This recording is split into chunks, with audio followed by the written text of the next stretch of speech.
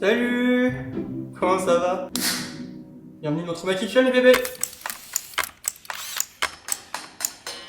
Nouveau concept, nouvelle cuisine, je suis hyper heureux. J'ai l'impression d'être dans Top Chef. Je passe à la télé. Nouveau concept sur cette chaîne YouTube, Trauma Kitchen. Trauma, on va parler de mes traumatismes, en tout cas d'anecdotes assez marquantes de ma vie, tout en étant dans une kitchen. Loulou Kitchen. On va cuisiner aujourd'hui une frangipanouki au peanut butter. J'ai essayé de faire le plus long possible, que ce soit imprononçable et que personne ne s'en rappelle. C'est tout simplement la galette des rois Picard, mais en revisité maison à ma façon. Donc ce sera pas la pâte à tartiner, il y aura de la frangipane dedans et un petit cookie sur le dessus et du peanut butter. Et je vais vous créer des monstres avec cette série de vidéos. Vous êtes pas prêts? Aujourd'hui on aborde un sujet ultra important dans ma vie. Comme vous l'avez vu dans le titre, je n'aime pas les femmes. J'adore les femmes. J'aime d'ailleurs sûrement plus les femmes que les hommes, c'est un autre sujet. Je suis gay, j'aime les hommes, malheureusement. Et j'ai décidé de vous en faire une vidéo, je trouvais ça important de vous en parler dans cette première vidéo, puisque je trouve que ça introduit bien qui je suis, même si je ne base pas ma personnalité sur ma sexualité, bien évidemment. Je veux juste qu'on discute de sujets importants, en tout cas qui sont importants pour moi, et je trouve ça cool de raconter ça en cuisinant et en rigolant. Et en ayant vos retours après, voilà. Il fallait quand même que je sorte du sentier des vlogs et que je fasse autre chose, donc me voilà en cuisine. J'ai mis 19 ans à accepter le fait que j'étais gay, et une trentaine de minutes à vous raconter ça en cuisinant. C'est parti bébé! Recette, on va se mettre à cuisiner, je me sens très Enjoy Cooking 2015. C'est une prod, genre il y a toute une équipe derrière. Vous voulez voir? Voilà. C'est tout. Il y a mon script et ma caméra. Attendez, ça va être... Waouh, ça va être compliqué. Il va falloir que j'assure la recette et que je vous parle en même temps et que je regarde ce que je veux dire. Oh, tout a commencé, il était une fois. Tout a commencé en vrai, première fois que j'ai ressenti qu'il y avait un petit décalage, on va dire, avec qu'on essaye de nous faire passer pour normal. C'était en vrai en primaire. Je me rappelle que j'avais un pote, enfin ce que je pensais être un pote en tout cas à l'époque, avec qui... Attendez.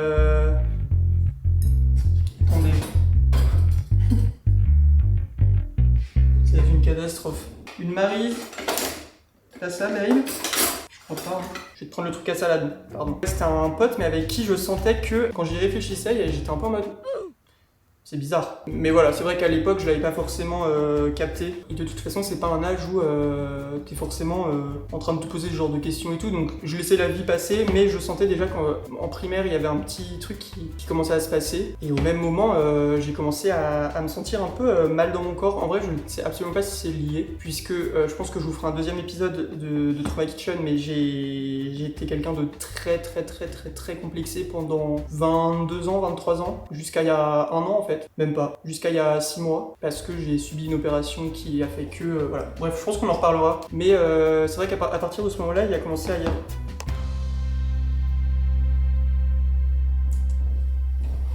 Du coup, ouais, il y avait déjà un rapport au corps qui, comme je vous le dis, je sais pas si c'était lié, mais en tout cas, je sentais qu'il y avait un truc qui commençait à se créer, ouais, un mal-être et une gêne. J'étais pas malheureux à ce moment-là, ni dans mon corps, ni dans ma tête, mais j'étais pas du tout à l'aise non plus. Et surtout, je commençais à pas trop kiffer ce qui se passait là. Au-delà du corps et tout, parce que le corps, encore une fois, c'est arrivé un peu après le fait que je sois vraiment complexé, genre en arrivant au collège.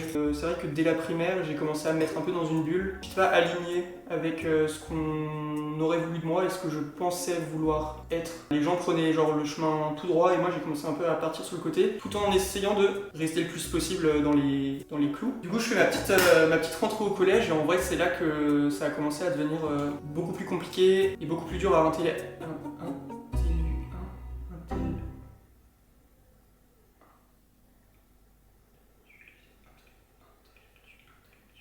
Et beaucoup plus dur et beaucoup plus dur à s'avouer. Du coup, en arrivant au collège, ouais, c'est là que tout a commencé à devenir beaucoup plus sérieux et beaucoup plus dur.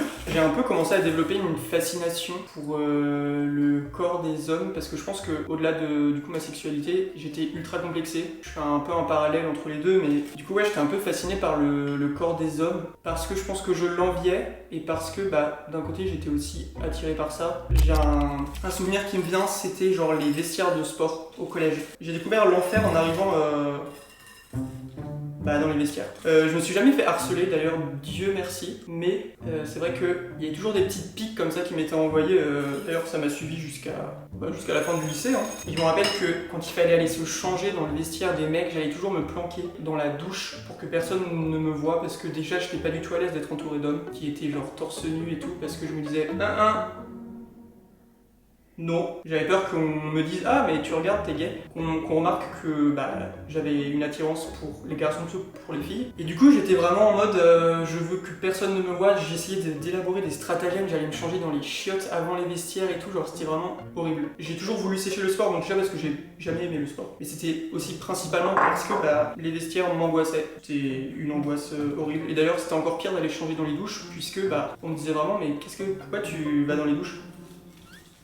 C'était trop bizarre, genre je me faisais encore plus remarquer que si je me changeais avec tout le monde. Mais j'étais incapable de me changer avec tout le monde puisque j'étais ultra complexé et que dans tous les cas j'étais ultra mal à l'aise d'être entouré d'hommes. Le collège c'était aussi le moment où du coup comme je vous disais, je recevais un peu des petits pics constants. Le mec qui, je me rappelle en cours d'SVT, un mec qui était là en mode toi t'es gay, genre t'es gay toi. Et c'était vraiment genre le pire truc à faire, même si je pense que, bon de sa part c'était sûrement malveillant, mais je sais que ma famille m'a déjà aussi beaucoup confronté au fait que oui tu aimes les garçons Mathieu, tu peux nous le dire, ce n'est pas grave. D'ailleurs je les en remercie. Sauf que moi pour ma part c'est un truc auquel j'ai jamais été réceptif et je sais que ça me confrontait à un truc auquel je voulais pas me confronter, en tout cas pas à ce moment-là. Quand on essayait de me tendre une perche en me disant mais Mathieu c'est pas grave, dis-le nous. C'était vraiment genre horrible, j'avais envie de dans ce moment-là, j'étais en mode mais ok ça se voit, j'en fais pas assez pour le cacher, ok c'est absolument horrible, c'est trop la honte, c'est genre horrible. Du coup oui ça se voyait malgré le fait que j'essayais d'être au maximum comme les garçons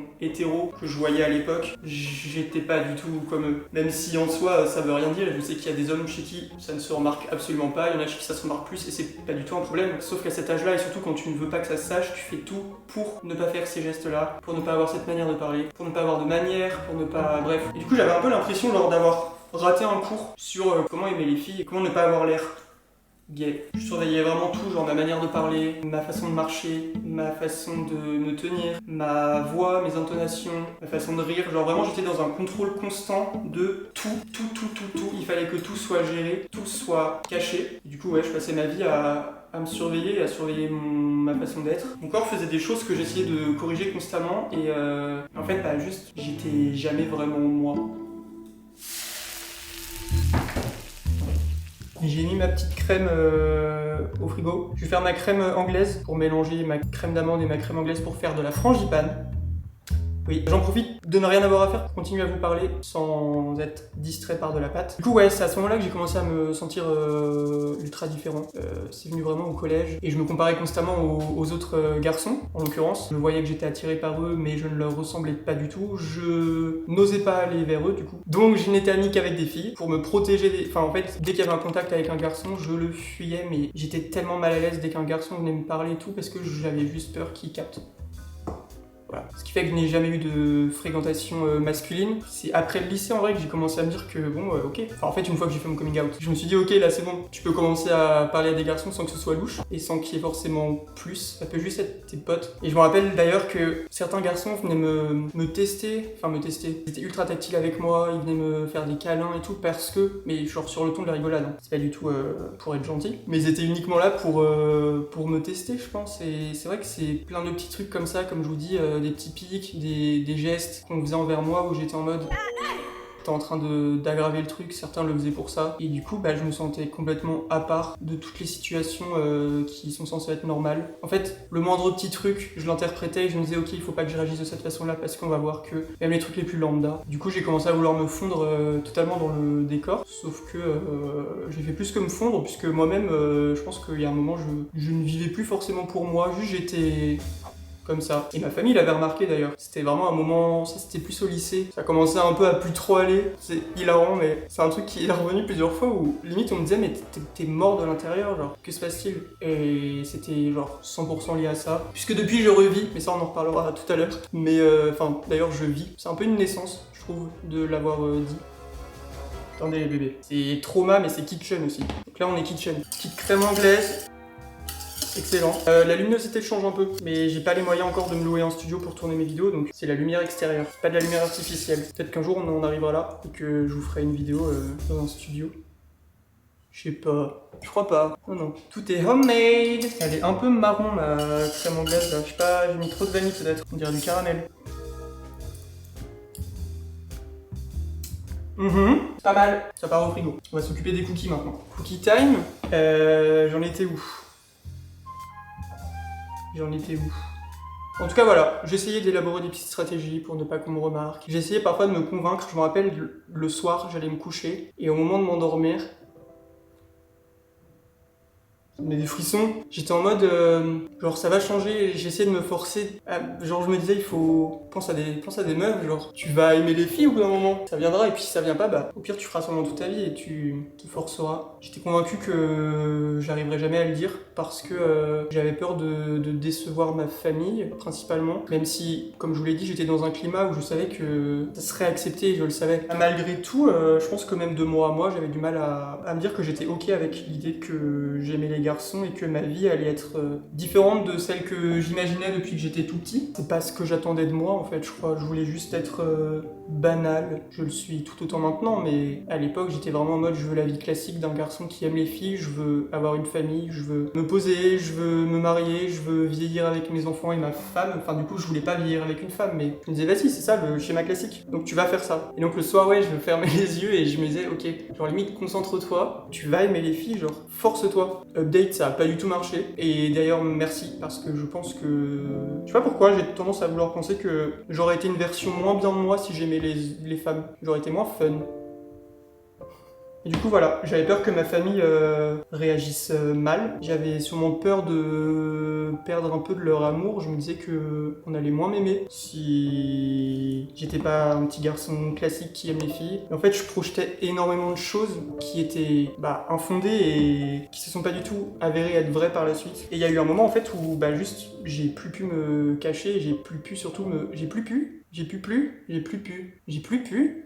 me cacher, et surtout j'étais juste en mode ok là ça se met face à moi et je peux pas l'éviter, et je crois que je commence à ressentir des trucs plus forts que ce que je pense, et surtout je peux pas aller à l'encontre de ce que je ressens. Et tout ça c'est arrivé suite à la rencontre avec un garçon qui m'a finalement changé la vie, qui m'a un peu foutu plus bactère au moment où ça s'est passé, mais qui avec du recul juste m'a un peu sauvé la vie, ouais. En tout cas il m'a permis d'avancer et de parcourir un énorme bout de chemin que j'aurais peut-être pas parcouru, et en tout cas j'aurais peut-être pas parcouru à ce moment-là et que je n'aurais peut-être pas parcouru du tout. Peut-être, je sais pas où j'en serais si je l'avais pas dit à ce moment-là. Je sais pas où j'en serais si j'avais pas rencontré ce mec-là, et je sais pas si je l'aurais dit à l'heure actuelle surtout. Donc j'ai rencontré ce garçon sur les réseaux, parce que comme je vous le disais, de toute façon je ne savais pas m'approcher, discuter avec un garçon dans la vraie vie. Donc j'ai rencontré ce mec-là, on a commencé à discuter un peu, et en fait c'est très vite, bizarrement, mais j'étais jeune, enfin j'avais 18 ans en vrai. Quand on dit parler pas à des gens et tout, non. Je l'ai fait. Mais du coup, on a commencé à grave discuter, et surtout à savoir qu'on était gays tous les deux. C'est un garçon qui a le même âge que moi, et avec qui d'ailleurs je suis toujours en contact à l'heure actuelle, et genre c'est ma première histoire d'amour, entre guillemets. Moi j'aime catégoriser ça d'histoire d'amour, même si je vais vous raconter vite fait, mais je pense que pour plein vous allez être en mode non, pas du tout, c'est pas du tout ça. Mais pour moi si, laissez-moi. Okay. Du coup, ce garçon, je commence à lui parler vraiment très régulièrement au point de s'appeler genre tous les jours, de s'envoyer des messages tout le temps pendant genre 3 mois. On était en FaceTime toute notre vie. Non, j'étais allé voir la défi. 3 mois après avoir commencé à lui parler, c'est vrai que je commence à... Enfin, je sais plus comment on en arrive là, mais on se dit, vas-y, ce serait quand même bien qu'on se voit. Bon, je pense que tous les deux, on était en train de se chier dessus, très concrètement, puisque personne ne savait qu'on aimait les garçons. On n'osait même pas se l'avouer à nous-mêmes, même si on savait que voilà, on était gays et que je pense qu'on s'attirait l'un l'autre. Et du coup, je sais plus comment on en arrive là, mais j'en viens à aller le voir à l'autre bout de la France. Vraiment, je prends un bus en faisant croire que je vais voir Manon, ma meilleure pote avec qui je suis parti à Bali, pour ceux qui ont suivi mes vidéos. Et je fais croire à tout le monde que je pars en une semaine en vacances avec Manon là-bas, que son père a une maison, machin, n'importe quoi. J'allais juste voir mon petit mec. Je suis vraiment parti une semaine alors qu'on ne s'était jamais vu de notre vie, et je suis allé chez lui, enfin dans son appart étudiant, et on a passé genre une semaine ensemble, et c'était absolument génial. En fait, j'ai ressenti que j'avais jamais ressenti de ma vie jusque-là, en 18 ou 19 ans, je sais plus quel âge j'avais. En 18 ans d'existence, en fait, je m'étais jamais autorisé à ressentir ces trucs-là et je m'étais jamais... En fait, j'avais jamais pensé au fait que j'aurais pu un jour rencontrer un garçon et juste vivre un truc avec quelqu'un. Et du coup, c'était vraiment genre fou. Je me rappelle que j'avais déjà une passion pour les Airbnb à l'époque, puisque je me rappelle que j'avais loué un petit Airbnb à Arcachon. Genre, on avait pris le train et tout, on était allé jusqu'à Arcachon pendant 2-3 jours. Et c'était vraiment genre fou. Et surtout, je faisais ça dans le dos de tout le monde et du coup, j'étais un peu en mode je vis genre une amourette cachée. Et du coup, je rentre au bout d'une semaine, tout se passe trop bien, on se quitte, bon, on chiale, on savait pas, en vrai, c'était tellement flou, on savait pas du tout comment la suite allait se passer. Et on s'était pas quitté en se disant, bah vas-y, c'est la fin. Donc moi, je m'étais dit, potentiellement, vas-y, c'est mon mec, genre, c'est le mec de ma vie. Update, une semaine après, on n'était plus ensemble. Et du coup, je rentre chez moi, trop content, trop bien, mais en même temps un peu bizarre, puisque forcément je dois cacher la vérité à tout le monde, encore une fois. Bon, j'avais l'habitude. Sauf que ce mec, du coup, me dit, bah Mathieu, ça va pas être possible, je sais plus trop comment ça s'est fait, mais il m'a jeté, quoi. Puisque pour lui, c'était pas le moment de se mettre avec quelqu'un, et surtout, c'était pas le moment de se mettre avec un garçon, puisque personne n'était au courant qu'il aimait les hommes, et du coup, il se sentait pas du tout prêt. Donc il m'a jeté, et là, je me suis retrouvé, genre, mais au fond du gouffre, comme j'ai jamais été. Je pense que c'est le moment de ma vie où j'ai été le plus mal, c'est sûr même. C'est vraiment un stade de malheur et de tristesse et de tout ce qu'il faut pas, tout ce qui est négatif, que j'ai jamais atteint depuis. Et c'est vrai que c'est un peu genre j'ai genre ce truc là, et je sais que potentiellement j'irai jamais en dessous dans ma vie. C'est peut-être bizarre à dire, je pense qu'il y a des événements qui sont vraiment pires qu'une rupture, même si j'aime pas classer les ressentis de douleur de chacun et tout. Mais du coup je suis terriblement mal, et ma famille le remarque, bien évidemment, puisque c'est quand même dur à cacher que quand tu vis chez ta daronne, que t'es vraiment gay, que t'as vu un mec et qu'il t'a jeté puisque lui il assume pas qu'il est gay, et que toi t'en peux juste plus, et que en fait juste t'as vécu un truc qui t'a... En fait, c'était tellement fort ce que j'ai ressenti que je me suis dit que c'était peut-être le moment d'en parler. J'avais très peur de le faire, bien évidemment. Mais je me disais, en fait, je veux revivre ce que j'ai vécu. Et pour le vivre, il va juste falloir parler à ma famille de ce qui s'est passé et assumer qui je suis et ce que je ressens. Je me rappelle que c'est parti d'une discussion avec ma demi-sœur qui m'a parlé d'un mec qui était en mode, tu pourrais... Je sais plus, c'était un influenceur d'ailleurs. J'étais déjà dans le monde de l'influence. Elle m'avait dit, tu pourrais, je sais plus, genre tu le trouves comment et tout, et j'avais lâché, genre sans réfléchir, j'étais en mode, en vrai, il me plaît un peu. Et je m'étais dit, putain, merde, genre je viens de lâcher ma bombe. Ça y est, elle avait rebondi en mode, ah, ok, sans aucun jugement ni quoi que ce soit. Et je m'étais dit, ah ok, ça passe bien. On en a discuté dans les jours qui ont suivi, je crois, je vous avoue que c'est un peu flou. Je me suis dit, ok, ça passe. Ok, ça passe. Vas-y, j'essaye d'en parler vite fait à quelqu'un d'autre. J'en ai parlé à ma mère en deuxième. Et je me rappelle qu'elle conduisait et elle m'avait reparlé de cette histoire en mode mais t'étais avec Manon et tout. Et je lui avais dit non. Elle conduisait, on aurait vraiment pu genre avoir un accident. Pardon maman. Et elle me dit mais du coup t'étais avec qui? Je sais plus, elle avait dû me dire t'étais avec un garçon parce que quand je vous dis que vraiment ça n'a étonné personne, genre tout le monde était au courant. Elle m'a vraiment dit du coup ouais t'étais avec un garçon et j'avais dit ouais. En fait c'est encore une fois passé trop bien, même si je sais que je pense qu'en tant que parent ça chamboule quand même un peu. Même si c'est ok pour toi que ton fils ait n'importe quelle sexualité. Ma mère m'en a parlé après, mais de ce qu'elle m'a dit, c'est pas ma sexualité qui lui a fait un truc, c'est juste qu'elle s'est fait beaucoup de films en vrai. Du coup c'est vrai qu'elle a eu un peu peur pour moi en se disant que j'allais potentiellement souffrir de moqueries, de critiques, d'agressions même potentiellement dans ma vie, qui est pour le moment jamais arrivé. Mais je pense que je suis tellement en paix avec le sujet et hyper à l'aise avec moi-même, que maintenant je suis totalement prêt à affronter des discussions qui vont à l'encontre de ce que je pense. Donc voilà, c'est plus trop un problème. Et du coup, ouais, j'en ai parlé à ma mère qui n'a pas su tenir sa langue mais en vrai, je la remercie. Je crois que c'était le midi même, ma sœur vient manger et ma mère lance un peu des... Mathieu a un truc à te dire, Jeanne. Hein Mathieu, t'as un truc à lui dire et tout, ça a duré tout le repas. Et à la fin du repas, je dis à Jeanne, je suis grave gay. Et Jeanne, je m'en rappelle, Jeanne elle était en mode mais trop bien, je suis trop contente. Genre c'était un peu son rêve d'avoir un frère gay. C'est un peu problématique Jeanne. Et du coup voilà, Jeanne trop bien réagi, j'en ai parlé. En vrai j'en ai parlé à toutes les filles de ma famille, ma mamie, ma tata, ma mère, ma sœur, ma demi-sœur. Enfin bref, toutes les meufs étaient au courant. Et j'avais par contre une phobie. Pardon, il faut que j'avance un peu là. Je suis en train de mélanger dans le vide. Attendez. Qu'est-ce que je dois faire là?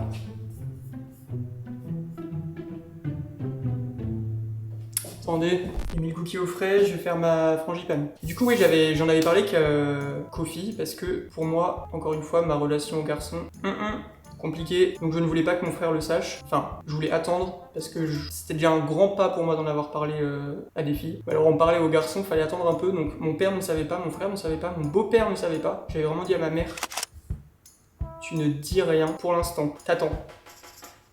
Je suis sûr qu'elle lui a dit. Pour tout vous dire, mais attendez d'abord, je vais préchauffer mon four à 180 degrés. Ouh là là, c'est encore un four de fou. Oh là là, je comprends rien. Oh putain. Si je rate le gâteau à cause de la cuisson, je tue quelqu'un. C'est quoi cette merde? Ok, bon. Prendre une plaque pour faire ma galette. Bref, pour vous dire, du coup, oui, j'en ai parlé à mon beau-père et à mon frère quand même, au bout d'un moment, qui ont encore une fois trop bien réagi. Merci à... Par contre, ça va pas être possible. Bon.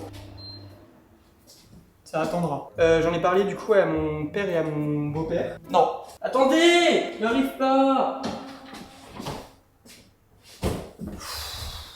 C'est dur. Je vais rajouter ma crème anglaise qui est un flan. Ça va faire de la frangipane normalement. Ok.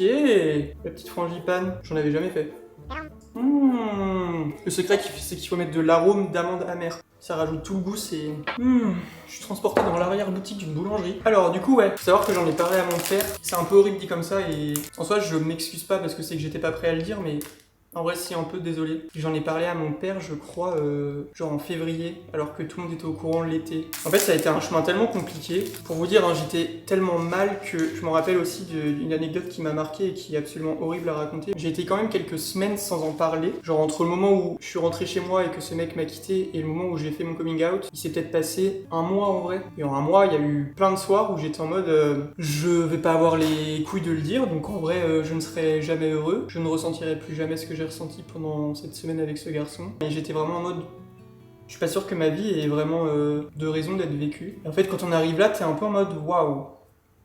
Ça fait super peur. Et c'est pour ça que je vous dis, je pense que je suis jamais arrivé à un stade en dessous de malheur et de mal-être. Je pense que depuis, il y a un peu beau... Enfin, il y a pas mal de trucs qui me glissent dessus. Et c'est pas plus mal. Enfin, tu vois les choses d'un meilleur côté en mode, ok, c'est pas si mal que ça. J'ai vécu pire, ça va. Du coup, ouais, mon père l'a su, je pense, en février. Alors que tout le monde était au courant pendant l'été. Donc j'ai peut-être mis 6 mois à le dire à mon père. Quand je vous parle de peur de décevoir, là, j'étais vraiment genre au top du top. J'étais en mode, genre ça va être trop la honte pour lui que son fils aime les garçons. Faut savoir que c'est, je pense, la personne qui a eu les mots les plus... Même si en soi tout le monde a trop bien réagi, je veux pas faire de jaloux, tout le monde a trop bien réagi. Et c'est vrai que mon père a employé des mots et je lui ai dit par SMS parce que j'avais même pas les couilles d'aller lui dire en face. Faudrait que je retrouve, je pense que j'ai encore ces messages. Mais c'était vraiment genre adorable et je m'en suis voulu du coup de pas en avoir parlé plus tôt, même si, comme je vous dis, c'est que j'étais juste pas prêt. Genre il a tellement bien réagi et il a tellement eu les mots qu'il fallait. J'étais en mode... J'ai tellement de chance d'être entouré de gens qui sont sains. Du coup voilà, je m'étais vraiment préparé à un drame digne d'une scène de théâtre de Shakespeare. Des larmes, des hurlements. Et en fait rien de tout ça. Genre vraiment pas. Là j'ai fait un petit bord à la pâte. En gros je coupe le bord de ma pâte, je fais une double couche. Et tout l'excédent je le garde pour faire une petite déco sur le dessus. Ah bah non, il y a le cookie. Ah ouais, y a pas besoin. Bah vous pouvez faire des trucs à la cannelle. Genre vous faites des tortillons comme ça avec de la cannelle dessus, c'est ce que je vais faire. Bref voilà, j'avais monté un film totalement catastrophe. J'avais peur d'être jugé. Je l'ai peut-être été, mais en tout cas dans le silence. Et en fait, le drame que j'avais imaginé, ouais, s'est transformé en comédie familiale. Genre tout le monde l'a trop bien pris et on en a rigolé. Et j'étais vraiment en mode, genre il m'a fallu tout ce temps-là pour... Attends, il m'a fallu tout ce temps-là pour au final que ça se passe de cette manière-là. Je n'ai aucun regret puisque, comme je vous le dis, c'est qu'une fois qu'on est prêt que ça se fait. Et si ça prend 10 ans, ça prend 10 ans. Si ça prend 30 ans, ça prend 30 ans. Parfois, ça prend même toute une vie et on ne le dit jamais. Donc, je suis quand même super fier de moi de l'avoir dit. Elle est pas liquide, ma frangipane, là? Je sais pas. Je vais te la blinder. Ça va être un monstre. J'ai pas de fèves, c'est pas grave. Plus un gamin. Ok ma belle. Ouh. Sublime. Il n'y a jamais trop de frangipane. Hein. Waouh. Ok là j'abuse, je crois. Stop. Quoique. En vrai, je vais tout mettre. De toute façon, je vais en faire quoi si je le mets pas? C'est abusé. Ok, là, il va falloir être très malin et refermer ça très vite avant que ça déborde. J'ai reçu ce petit beurre de cacahuète de la marque Pulse. Je suis pas du tout obligé de vous en parler, mais je me suis dit que c'était l'occasion que je testais de le foutre dedans. Et je vous ai dit, c'est un monstre. Oh la vache. Ok. Il est super bon. N'hésitez pas à m'en renvoyer. Je vais mouiller les bords de ma pâte pour que ça colle. C'est la pire technique pour que ça aille vite. Et là, je vais mettre ma petite pâte sur le dessus. Un peu grande. Ok, c'est un peu un carnage ce que je suis en train de faire. Merde. Et là, avec la pointe de mon couteau, je viens refermer comme ça pour ne pas que ça fuit. Parce que vu la quantité de frangipane que j'ai foutu là-dedans, c'est abusé. Il y a de grands risques. Je fais n'importe quoi là. À ne pas reproduire. On enfourne, bon pour de faux pour l'instant, puisque le four fait trop de bruit pour que je l'utilise en vidéo. Ce sera signalé dans les commentaires Airbnb. Oui, oui. On enfourne 30 minutes, non 40 minutes, à 180 degrés et à mi-cuisson, on fout le cookie par-dessus. Ok. Bref, je voulais quand même plus sérieusement souligner le fait que je sais que j'ai une chance inouïe parce que dans beaucoup de situations et d'ailleurs bien trop, il y a pas mal de proches, d'ailleurs que ce soit la famille ou les amis qui réagissent mal à ce genre d'annonce. Et je me rappelle que mon stress c'était au final un luxe. Puisque pour certains, ça ne se passe pas aussi bien que ça. Voilà, je vais cuire ma galette. On se retrouve pour mettre le cookie et après on se déguste ça et on fait une petite conclusion à cette vidéo. Une catastrophe, ce qui vient de se passer. Ma galette déjà a dégueulé et elle est horrible. Faut que je la baisse, je crois qu'elle est en train de cramer dans le four. Vous vous y pas trop chier là depuis tout à l'heure dans le coin là-bas? Fallait que je change un peu de plan. Ma pâte à cookies, je vais sortir ma galette qui est très laide pour l'instant. Voilà, elle fait la gueule. Je vais mettre ma petite pâte à cookies et on va réenfourner et après on se dégustera ça. Test qualité avant tout. Ouais. Attends. Ouais, donc on va clairement se faire un cookie XXL, c'est un rêve de faire ça. En vrai, on s'en fout que le dessus de la galette soit moche, puisqu'il y aura le cookie dessus. Mais j'en ai rien à faire, vraiment rien à faire. Ça ne m'atteint pas du tout, et ça va être excellent. Oh là là! Est-ce que c'est autorisé de faire ce genre de choses? Est-ce que je risque une sanction pour avoir fait un truc aussi monstrueux? Alors pardon, mais là c'est digne d'un chef étoilé. Ça repart au four, à toutes. Vous êtes encore là? Ça fait 3 heures que je tourne cette vidéo. Le temps de cuisson, le temps de faire mes petits trucs à côté, voilà. C'est super long, mais c'est cuit. Vous êtes prêts? Tada! Miam. Miam, le cookie il est genre pas cuit comme j'aime. On se coupe une part et on conclut la vidéo. Parce que j'ai quand même quelques petits trucs à vous raconter sur l'après coming out. Pas mal lui, hein. Effrayant. Ok. Ok. La spatule de grand chef pour se servir. Est-ce que j'ai la fève? Il y en a pas. Ouh là là, ça va pas tenir.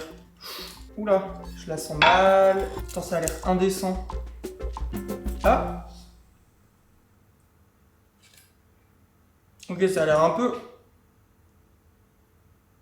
peu coulant. Ok, ouais, ça mérite peut-être un peu plus de cuisson. La frangipane, elle a l'air un peu... Elle est trop coulante, babe. Update, on est le lendemain. J'ai vraiment super mal parlé, pardon. J'ai genre trop bien réussi ma galette, elle est trop belle, elle est trop bonne. Regardez. Genre, elle s'est figée pendant la nuit et elle est d'une excellence, elle est d'une indécence. Genre, je vais aller en tôle pour m'être fait autant kiffer. C'est excellent.